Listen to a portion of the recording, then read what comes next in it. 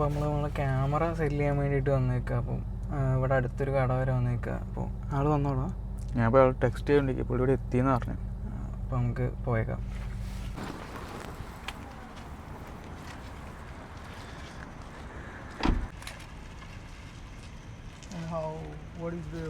നമ്മുടെ കയ്യിലപ്പോൾ 2 ലെൻസ് ഉണ്ട്. അപ്പോൾ പുള്ളി അത് രണ്ടും ചെക്ക് ചെയ്തുകൊണ്ടിരിക്കുക.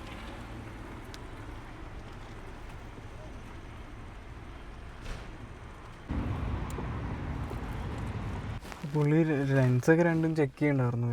രണ്ടും ചെക്ക് ചെയ്തിട്ടുണ്ടായിരുന്നു. ആ ലെൻസിന് തന്നെ അത്യാവശ്യം വിലയുണ്ട്. ആൾക്കാർ കൂടുതൽ ലെൻസ് മാത്രമായിട്ട് ചെയ്യണം, കാരണം ആ മോഡൽ പഴയതായില്ലേ.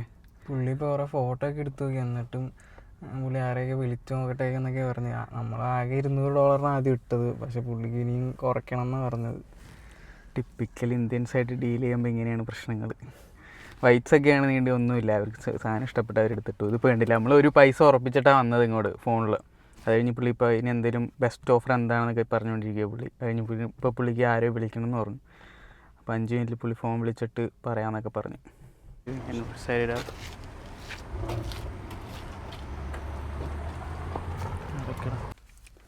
സൂര്യവെടിക്ക് 2 പക്ഷേ അതിൻ്റെ ഇടയിൽ തന്നെ പെട്ടെന്ന് ഫോണിൻ്റെ ആൾ വന്നു. ഞാൻ പറഞ്ഞില്ലേ വെള്ളക്കാരുടെ കാര്യം ഞാൻ പറഞ്ഞില്ലേ. പുള്ളി വന്നിട്ട് പുള്ളി ആദ്യം തന്നെ എനിക്ക് പൈസ തന്നു. അപ്പോൾ ഞാൻ പറഞ്ഞു ഫോൺ എടുക്കട്ടെ എന്ന് പറഞ്ഞ് ഫോൺ എന്നിട്ട് പുള്ളി കാണിച്ചു കൊടുത്ത്. പുള്ളി ഞാൻ പറഞ്ഞു ഞാൻ റീസെറ്റ് ചെയ്തു. സെറ്റിങ്സൊക്കെ കുറച്ച് നമ്മളിങ്ങനെ റീസെറ്റ് ചെയ്യുമ്പോൾ ഫസ്റ്റ് കുറച്ച് സംഭവത്തിൽ ഇവിടെ കടന്നു പോകണമല്ലോ, കുറച്ച് സെറ്റിങ്സൊക്കെ ചെയ്യണമല്ലോ നമ്മൾ, മറ്റേ ലാംഗ്വേജും അങ്ങനെ കുറേയൊക്കെ. പുള്ളി അതൊക്കെ ചെയ്ത് ഞാൻ പറഞ്ഞു എല്ലാം ചെക്ക് ചെയ്യ്. പുള്ളി എന്നിട്ട് ചെക്ക് ചെയ്യാൻ ഞാൻ നിർബന്ധിക്കുക പുള്ളീനെ. അത് ഞാൻ പുള്ളിയോട് പറഞ്ഞു ക്യാമറ ചെക്ക് ചെയ്യ്. അങ്ങനെയൊക്കെ എന്തായാലും അവർ പിന്നെ ക്യാഷ് തന്നു.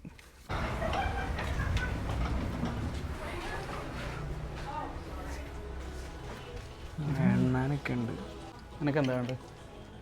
കുറേ നാളെ ഇവിടെ വന്നിട്ട് എനിക്കൊന്നും ഓർമ്മയില്ല. കിയോസ്ക് ഇപ്പോൾ കഴിഞ്ഞിട്ട് നമ്മളെന്താ ചെയ്യുന്നത്, ക്യൂസ്കിൽ മെനു ഒക്കെ നോക്കും. എന്നിട്ട് അവിടെ പോയിട്ട് മേടിക്കുക. കാരണം ഇവിടെ നിന്ന് മേടിച്ചാൽ നമുക്ക് കോയിൻ കിട്ടില്ല. നൈസായിട്ട് മെനു ഒന്ന് ചേഞ്ച് ചെയ്ത് ഇത് കണ്ടപ്പോൾ എനിക്ക് ഇത് മേടിക്കാൻ തോന്നി. അപ്പോൾ നമുക്ക് അത് മേടിക്കാം.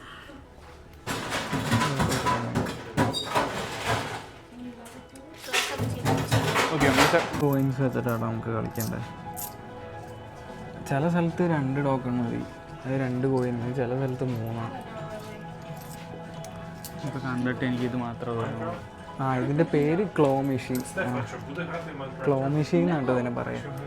ഇത് ക്ലോ മെഷീൻ. ക്ലോ മെഷീൻ.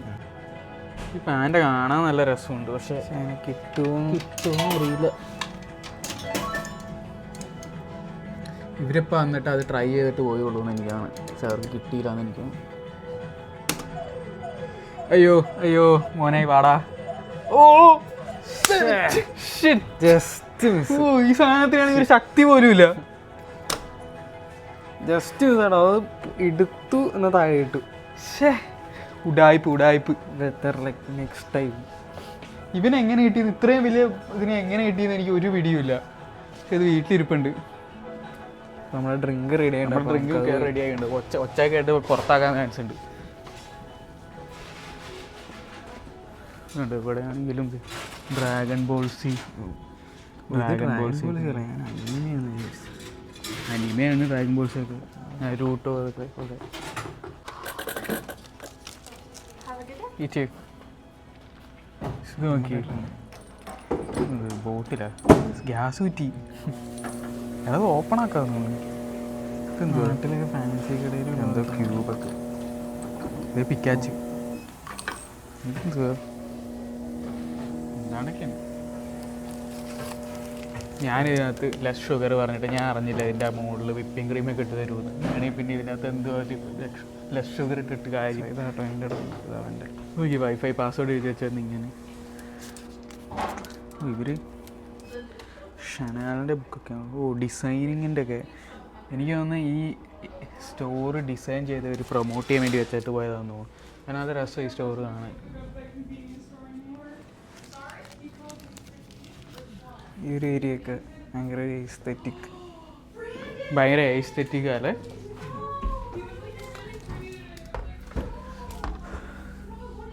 ഇത് ശരിക്കും എന്തോ സംഭവം എനിക്കറിയത്തില്ല.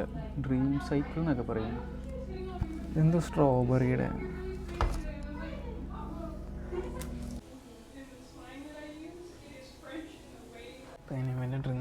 നോക്കട്ടെ.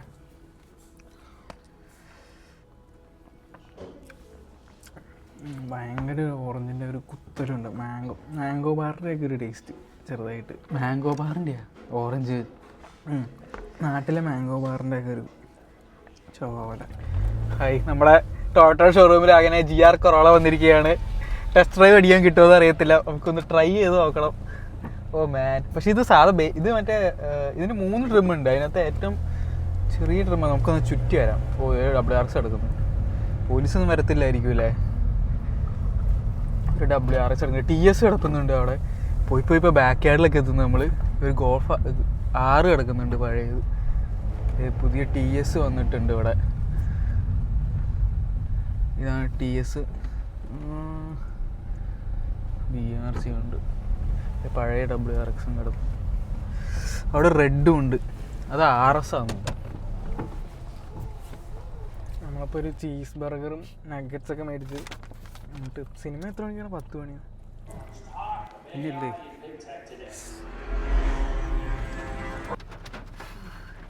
എന്ത് മഴയാലേ. മഴ പെയ്യുമെന്ന് പ്രതീക്ഷിച്ചില്ല. എവിടെ കണ്ടുമില്ല വെതറിലൊന്നും. ചൂടായിട്ട് ഇപ്പൊ മഴ വന്നേക്കുന്നു. മഴ എങ്ങനെയുണ്ടായി? അവിടെ പൊളി. ഞാൻ ഇങ്ങനെ ഇംഗ്ലീഷ് സിനിമ ഒന്നും അങ്ങനെ കാണാറില്ല, പക്ഷെ ഇത് വേറെ ലെവല്. എനിക്ക് ഇതൊരു ഫൺ, ഇങ്ങനെ ചിൽ മൂഡ് കാണാൻ പറ്റുന്ന ഒരു ആക്ഷൻ പടം. റൈഫിൾ ക്ലബൊക്കെ പോലെ. അങ്ങനെ ടെൻഷൻ ഒന്നും ഇല്ലാതെ. Tension means like stress movements ഉണ്ട്, പക്ഷെ അങ്ങനെ ഒരു സീരിയസ് പടം ഒന്നും അല്ല. ഒരു ആക്ഷൻ കോമഡി പടം.